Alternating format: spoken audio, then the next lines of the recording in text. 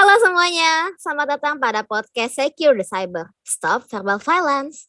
Perkenalkan, nama saya Sherlina bersama rekan-rekan saya yaitu Stasia, Felicia, Shane, dan Leonardo. Izinkan saya untuk memperkenalkan Dekan Fakultas Ilmu Komunikasi Universitas Tarumanegara yaitu Ibu Riris Loisa. Kepada Ibu Riris, saya persilahkan. Terima kasih Sherlina. Salam kebajikan untuk kita semua. Kita bersyukur pada Yang Maha Esa bisa berpartisipasi dalam perbincangan tentang verbal violence atau kekerasan verbal ini. Hal ini penting untuk kita cermati, mengingat pesan-pesan verbal yang bertaburan di sekeliling kita, cepat atau lambat akan mempengaruhi diri kita masing-masing. Apalagi kalau pesan-pesan tersebut tersebar melalui media yang digunakan banyak orang, seperti televisi maupun media siber. Pesan-pesan verbal violence ikut membentuk lingkungan sosial kita saat ini dan di masa yang akan datang.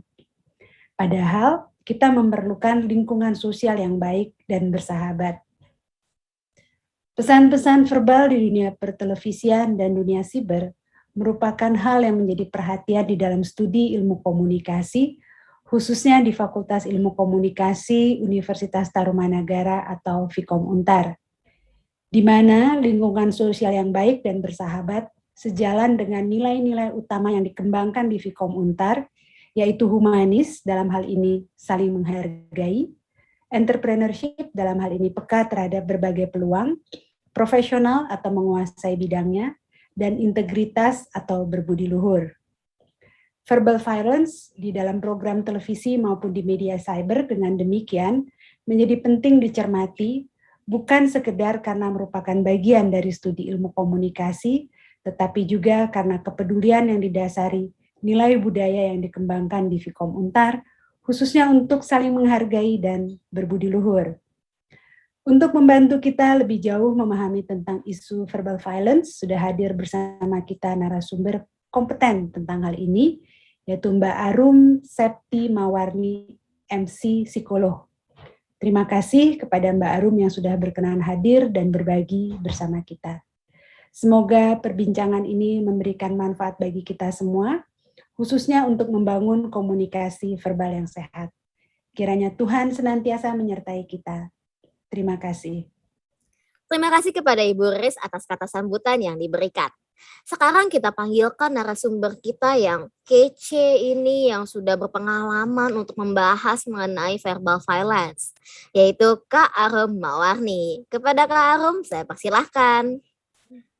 Thank you Sherlina atas panggilannya, dan salam kenal buat Bu Riri, salam kenal juga buat teman-teman. Saya mau ngucapin terima kasih banyak buat Bu Riri selaku Dekan Fakultas Ilmu Komunikasi di Universitas Tarumanegara karena sudah mengizinkan nih buat teman-temannya untuk mengundang juga buat anak-anak didiknya atau mahasiswanya untuk mengundang saya. Siapa tahu nanti kita bisa sharing-sharing yang seru terkait verbal violence yang berkaitan dengan cyber ya, atau dunia-dunia media sosial online gitu kan. Oke, yuk. Nanti kita akan bahas apa aja. Silahkan, saya akan kembalikan ke Sherlina untuk nikmatin alurnya kayak gimana deh. Baik, mungkin di awal-awal boleh kalinya ya Kak. Kakak tuh menjelaskan sebenarnya apa sih verbal violence secara umum nih Kak. Mungkin teman-teman belum pada tahu nih. Bahasa Indonesia ini sebenarnya kekerasan verbal. Verbal itu kan yang kita ketahui adalah sesuatu yang diucapkan dalam bentuk kata-kata. Dalam bentuk kata-kata berarti bisa diucapkan biasanya dalam bentuk oral, tapi juga kalau umpamanya di media sosial, verbal ini juga bisa dalam bentuk kata-kata tulisan. Karena kita ngomonginnya cyber ya. Karena kekerasan tuh sebenarnya violence or abuse itu sebenarnya banyak banget kekerasannya. Macam-macam, fisik, psikis. Tapi kalau verbal violence biasanya juga akan ngaruh ke psikis atau psikologisnya atau kejiwaannya. Karena dalam bentuk kata-kata yang diucapkan. Gitu. Jadi ini tuh sesuatu yang lumayan sering banget terjadi, ya nggak sih? Kalau umpamanya bahasanya anak-anak zaman dulu, gue dibully nih. Bullying itu biasanya di dalamnya juga ada verbal violence. Kayak gitu. Kan tadi Kak Arum udah sempat sampein kalau misalnya verbal violence itu secara nggak sadar pasti sering kita lakuin. Nah, apa sih bedanya verbal violence sama berhubungan dengan freedom of speech, Kak? Kan Oke. yang mirip kan itu. Oke. Freedom of speech itu adalah kebebasan ketika kita berbicara ya. Apalagi teman-teman ini kan belajar komunikasi. Saya pasti tahu bahwa teman-teman paham luar biasa nih terkait komunikasi itu gimana. Misalnya apalagi kalau mau semesternya udah lumayan tinggi ya, pasti makin paham banget. Dan ketika kebebasan berbicara kaitannya dengan sebenarnya hak asasi manusia, ya nggak?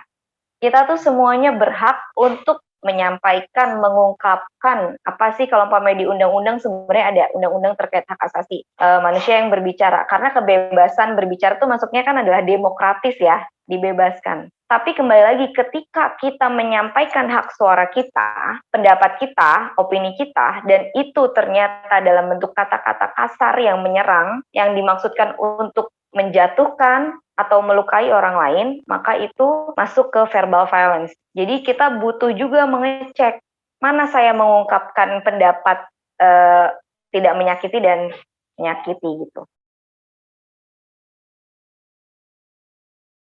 Orang tua tuh banyak banget bisa lakuin banyak hal. Yang pertama yang bisa dilakukan orang tua meskipun dia terbatas terkait pengetahuan kesehatan mentalnya adalah tidak menilai dengan mudah bahwa si anak nih nggak kenapa-napa. Tidak menilai si anak nih, lebay loh mungkin gitu. Tidak menilai dengan mudah, don't judgment. Yang kedua, mendengarkan. Saya sering banget kalau umpamanya ditanya di mana-mana, yang saya sering mention adalah soal mendengarkan. Coba dengerin dulu deh anaknya.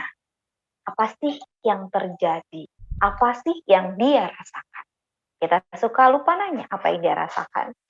Yang ketiga, sebagai anak nih yang sudah punya kesempatan untuk mendapatkan akses kesehatan mental lebih tinggi, bisa loh bantu orang tuanya. Nih Nipah nih, kalau kesehatan mental tuh gini-gini nih Mas, sambil ngobrol-ngobrol singkat. Jadi orang tuanya juga plus terbuka terhadap informasi.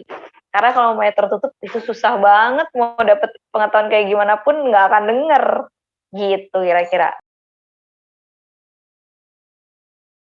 Apa yang butuh dilakukan atau bisa dilakukan dengan orang yang menggunakan cara melukai diri ketika mendapatkan verbal violence? Please minta bantuan ke orang lain.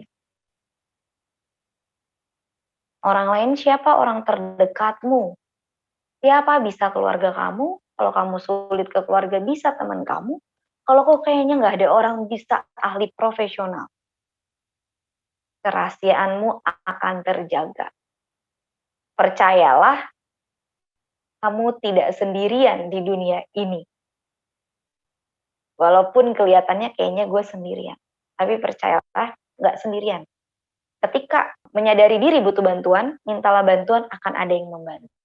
Karena kalau sendiri doang, biasanya dia akan kesulitan.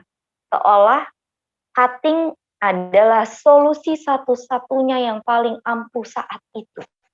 Biasanya gitu rata-rata.